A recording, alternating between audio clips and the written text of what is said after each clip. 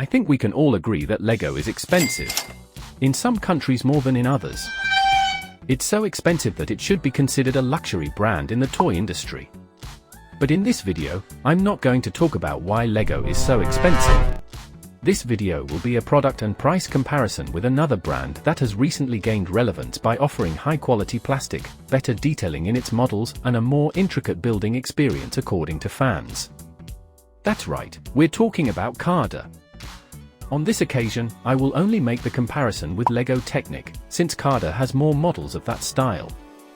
But if you want to see another comparison with other Lego themes in a future video, let me know in the comments. Let's start with the most expensive set of each brand. On the one hand, Lego has the $700 Liebherr LR13000. On the other hand, Carder has the $360 Dongfeng 21D, and the $350 Claas Dominator 370. If we compare their electronic elements, we see that Carder uses micromotors, a motor size that Lego stopped producing almost 25 years ago. My recommended retail price for the Liebherr would be between $500 and $550. We continue with the motorized bulldozers. Lego has the retired $500 Cat D11 and Carder has the $250 Goliath bulldozer. Despite the 1,000-piece difference between the two models, they have almost the same dimensions and functions. My recommended retail price for the Cat D11 would have been between $380 and $400. Now it's the turn of the ultimate car concept series. Lego has the $450 McLaren P1 from last year, the Ferrari Daytona from 2022, and the Lamborghini Sián from 2020. All three have the same basic functions with some minor differences between them. Carder, on the other hand, has 1/8 licensed motorized cars, the $290 Mercedes-AMG 1 and the $250 Mazda RX-7. Both offer similar functions, but the Mercedes doesn't have a speed gearbox. Carder also has the following 5 unlicensed and non-motorized 1/8 models based on real supercars. All 5 have the same basic functions as the Technic supercars, with some that Lego doesn't offer, like adjustable suspension and door locks. So, my recommended retail price for the 1/8 Lego supercars would be between $300 and $350. We continue with the motorized articulated trucks. Lego has the retired $250 6x6 Volvo articulated hauler and Carder has the $240 articulated dump truck.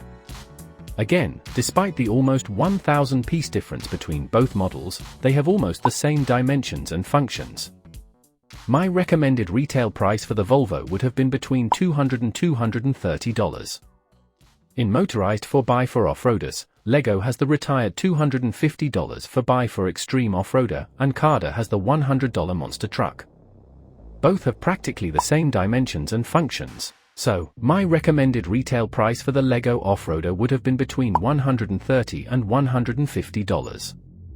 Now it's the turn of the 1/8 F1 cars.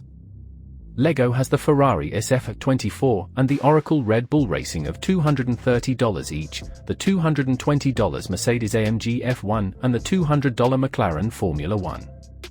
All 4 have the same basic functions, with some additional ones in the Ferrari and the Red Bull, such as the 2-speed gearbox.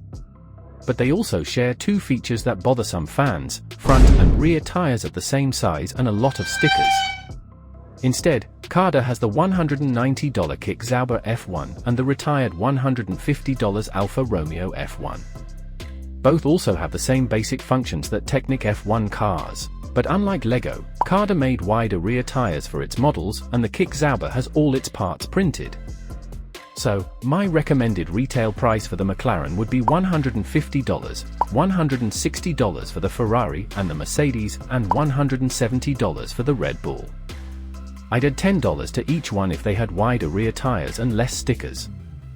We continue with the 1/10 race cars. Lego has the $200 Peugeot 9X8, the retired $200 Ferrari 488 GTE, and the also retired $180 Porsche 911 RSR. All 3 have basically the same functions and, of course, tons of stickers. On the other hand, Carder has 4 unlicensed 1/10 cars based on real ones, and the RUF GT of $110 each. They also have the same functions and features that Technic cars. So, my recommended retail price for the 1/10 LEGO cars would be between $130 and $150. In app-controlled cars, LEGO has the retired Top Gear car, and also the retired off-road buggy of $130 each. While CADA has 7 different models of $50 each with the same functions. My recommended retail price for the app-controlled LEGO cars would have been between $90 and $100. LEGO and CADA have their own versions of the solar system. My recommended retail price for the LEGO Orrery would be between $50 and $60. And finally, in mid-scale excavators, LEGO has the retired $40 heavy-duty excavator and CADA the $25 excavator. This time, the LEGO's price is okay. I know that CADA has other current products comparable to older LEGO models, but I don't do it for inflation reasons. So for the rest of the video, I'm going to set my recommended retail price for the rest of Technic's current catalog. In 1/5 motorcycles, for the Yamaha and the Ducati would be between $140 and $160, for the BMW, between $160 and $180. For the Volvo and the NASA lunar vehicle would be between $150 and $180, for the Mercedes-Benz G500, between $200 and $230. For the Emirates Yacht and the Ford GT would be $100, $130 for the Porsche and $140 for the Audi. For the NASA Mars rover would between $80 and $90, for the heavy cargo spaceship, between $90 and $100 and the exploration rover, between $110 and $130. For the Kawasaki would be $60, for the Corvette and the Toyota, $50. The prices for the Koenigsegg, the Lamborghini and the Bugatti are okay. For the dump truck and the McLaren would be $40. For the research submarine and the John Deere harvester would be $35 and $30 for the space loader. For the Mack would be $30 and $20 for the Monster Jam trucks. For the Bush plane would be $25, for the Mercedes and the McLaren, $20. And finally, for the race buggy would be $17, $10 for the bulldozer and $8 for the backhoe loader. Personally, I haven't built any set from CADA yet, so I can't give an honest opinion on which brand is better. But that's not what it's about either, each brand has its pros and cons. So tell me your experience with LEGO and or CADA in the comments. Thanks for watching, I hope you enjoyed this video. If so, don't forget to like and subscribe. See you next time.